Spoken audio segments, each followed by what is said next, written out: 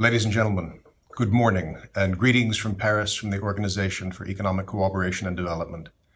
It's an enormous pleasure to join you, even virtually. I am always happy to participate in the Central Asia Trade Forum, and I'm very grateful to USAID and all of the organizers for this opportunity. What I'd like to do in the next few minutes is, first of all, to say a bit about the global context we find ourselves in this extraordinary year of 2020, then to look at some of the key policy considerations, lessons for Central Asia, and finally end with some reflections on where Central Asian governments might need to be looking for their next wave of reforms. We're clearly caught up in the midst of an unprecedented global crisis. The closest parallel that comes to mind in modern history would have to be the Great Influenza following the First World War. But of course, the world after the Great War was a very different place, much less interconnected in terms of flows of goods, people, rules, institutions. 100 years later, we're much better equipped to manage the public health consequences of the pandemic. But in fact, the economic shock has been absolutely tremendous. The OECD this year expects global GDP to shrink by about 4.5% in its baseline scenario. All of the G20 economies except China are expected to shrink. We anticipate a recovery, an uncertain recovery in 2021, perhaps reaching 5% global growth. What does that mean? It means that at the end of 2021, global GDP is likely to be equal to what it was at the end of 2019. That is equivalent, with reference to the kind of trend scenario prior to the pandemic, to the loss of 7.5% to 8% of world GDP, the disappearance of economies the size of France and Germany combined. The downside projections actually anticipate losses as great as 13% over the 2 years, although we have an optimistic scenario that sees them limited to just under 5%. In any case, it's the gravest crisis economically that we've experienced since the Great Depression. Worldwide, we could see as many as 90 million people pushed into extreme poverty, a 14% increase in 1 year, reversing the gains of many years, and more may follow in 2021. In Central Asia alone, the World Bank estimates that perhaps 1.4 million people could be added to the numbers of those living in poverty. Since this is a trade conference, though, I will mention one other bit of what I see as good news, which is that global value chains have proved more resilient, more robust than many had feared at the onset of the crisis. Trade to GDP has held up fairly well. We've certainly seen some tremendous trade shocks, but in many ways, the worst fears that were expressed at the start of this crisis haven't been realized. What this means for Central Asia in particular is not only a continued fight to contain the pandemic and deal with its consequences, but it means that commodity prices are going to remain soft on the back of weak investment, lower trade, and slow recovery around the world, particularly slow recovery, I suspect, of consumption. That means, of course, that its principal exports are going to be delivering less than they once did. And the evidence that we see at the OECD, and there's similar evidence and analysis elsewhere, suggests that the output losses in commodity exporting countries following negative shocks persist. This is a critical point for Central Asia. When prices recover, demand recovers, we don't typically see a rapid rebound in output growth to the same rates as we're seeing before, and I'll come back to that in a moment. Globally speaking, I want to outline a few policy considerations before focusing on Central Asia for a few minutes. First of all, perhaps the key lesson of the crisis is the need to avoid premature tightening. That critically means that fiscal support has to be designed in such a way that it can be targeted and sustained long enough for the recovery to establish itself. Countries that started this crisis expecting it to be brief may well have launched a kind of bazooka of money into their economies, but the trouble is they need less of a big bang and more of a long haul. To boost confidence, policymakers need to work on improving healthcare, maintaining fiscal and monetary support, and above all, helping people and firms with ongoing changes, helping people to find jobs, and helping firms to limit bankruptcies. We can expect bankruptcies to peak probably in the spring and summer of next year. Typically, it's 4 to 6 quarters after the onset of a crisis. It's much easier for governments to find ways to support large firms in distress than small firms. Setting down conditions, agreeing tailored exit plans for very large firms is easier. It's tougher for small firms, but they have been hit hardest. Small and medium enterprises bear the brunt of this, And across Central Asia, that is the heart of the private sector. The risk is that the development of the private sector in the region is going to be put back substantially by current events. And that points to the need to find ways to limit those bankruptcies. One option, for example, would be converting certain loans into grants in return for higher property tax rates going forward. Now, a word about foreign investment. The OECD expects global FDI flows to contract 30 to 40% this year. And the recovery in FDI is likely to be slow. That puts a premium on investment policies, and especially on investor retention in countries that are competing for increasingly scarce investment resources. Above all, that implies strict adherence to the principle of national treatment and the avoidance of measures that are seen to discriminate against foreign investors. At the OECD, we're working actively with governments and with investment promotion agencies on these issues in Central Asia. And what we find across the region, above all, is the need to close the gap between de jure frameworks for investment, the legal framework on paper, which is often dramatically improved in recent years and frequently looks rather attractive, and the de facto implementation and application of that legislation on the ground. That is what investors will be watching. Now, some other implications for Central Asia. Well, most Central Asian countries did respond early and strongly to the threat in terms of public health and economic measures. To the extent that they were able, we see big differences, of course, as a function not only of readiness to acknowledge the threat, but also fiscal capacity. The virus has been contained better perhaps in Central Asia than in much of the world, but it still remains an enormous public health challenge. And the economic shock through the trade channel began to hit Central Asian countries, as we know, in the first quarter, long before the first cases were reported in the region. As I said, support will have to be sustained. So policy support packages will need more attention to targeting and sustainability.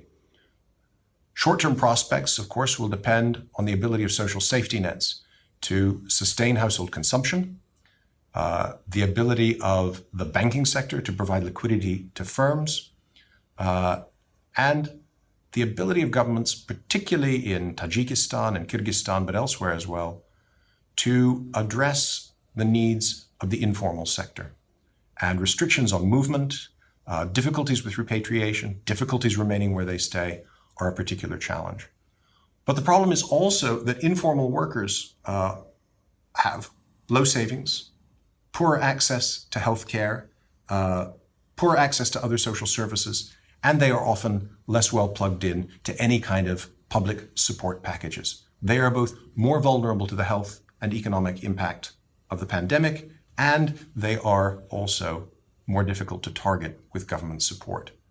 It's particularly striking when we have severe lockdown arrangements, because of course that means, on the one hand, a large part of the informal sector is prevented from working, which is not something that happened in previous economic crises.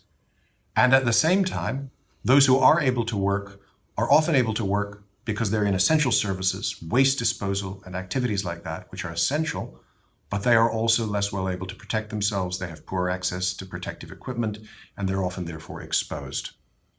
So an important strand of OECD work right now in Central Asia and elsewhere is focused on finding ways to develop policies that will address the needs of informal workers and informal firms. Simple examples will suffice. Of course, more universal access to essential services is critical, and more universal access even to income support where it's required. But on the business side, for example, some measures of fiscal support, such as can help informal firms more than others. The assumption that informal firms are totally unaffected by the tax system is erroneous. Waivers on things like rentals of public property, utilities, things that even in the informal sector firms pay can often make a big difference. Whereas if one focuses on things like profit tax and payroll taxes, these are things that have really no impact on the informal sector. The final distributional point I want to make concerns women. Looking across the world, the evidence shows us very clearly that men are far more likely to die of COVID than women in almost all countries. There are very few exceptions. And they may even be more likely to be infected, although the evidence there is less clear. However, the evidence to date suggests that the socioeconomic impacts of the crisis are falling predominantly on women.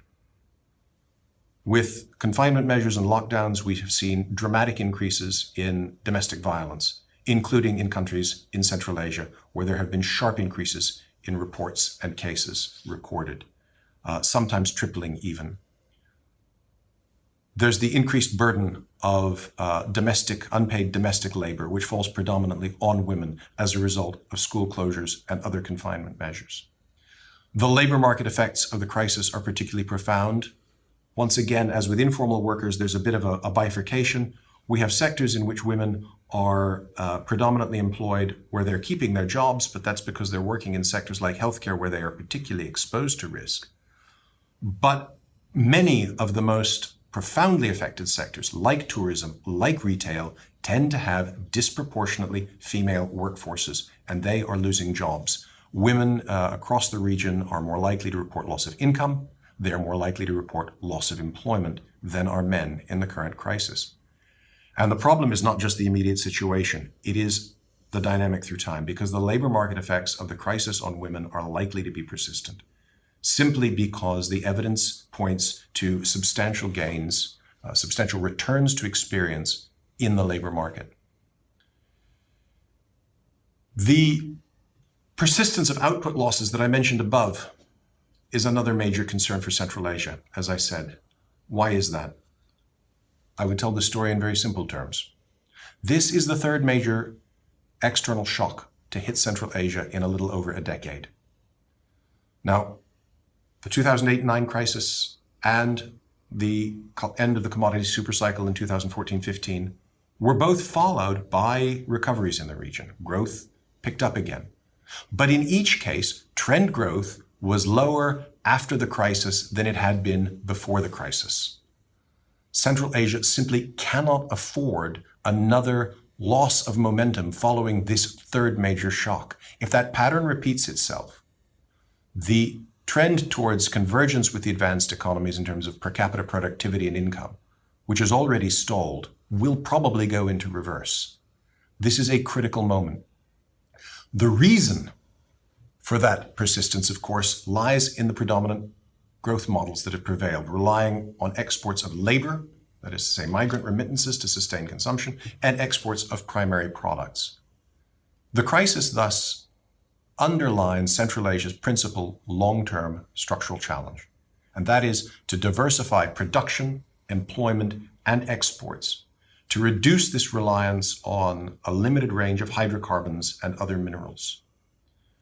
That links up to the work we've been doing on digitalization and connectivity, entrepreneurship, the legal environment for business. This is where the pieces come together, because the diversification agenda is going to require cross-cutting reforms in Central Asia, and in particular, it's going to require much more consistent implementation of measures that have been adopted to improve the investment environment, to improve the environment for entrepreneurship, to redefine the role of the state in the economy, and in particular to improve SOE governance, the governance of state-owned enterprises, to strengthen integrity and competition. Because ultimately, successful diversification has to come from the bottom up. It cannot be dictated from the top down. It has to come from allowing growth to occur and creating conditions in which foreign and domestic actors can undertake new activities. Now, this is a trade conference, so I want to say a word about trade and connectivity as I close. It's very important to understand that the trade and connectivity agenda, which is what I addressed the last time I spoke at a Central Asia Trade Forum, must go hand in hand with this diversification and competitiveness agenda. Opening up the region is going to create new competitive pressures, which means the conditions in which firms operate are going to be even more sensitive in terms of their prospects for survival. At the same time, diversification and greater competitiveness will require more opening, more trade, more connectivity, because these are relatively small economies. They're not going to achieve critical mass in an enormous range of different activities, and they don't need to. They need to achieve critical mass, finding successful niches and integrating successfully into particular markets in order to be able to export a wider range of goods and services, especially services exports, which are seriously underdeveloped. So precisely because these are relatively small economies, a domestically focused diversification strategy will always be self-limiting. Import substitution is not the solution. The solution is a very export-oriented strategy that is founded on better connectivity, more trade, but also, critically, on meeting the challenges that that connectivity and trade will create by ensuring better conditions for domestic entrepreneurs and for foreign investors alike. I thank you for your attention, and I wish everyone here an excellent forum. I'm sorry I can't be with you in person.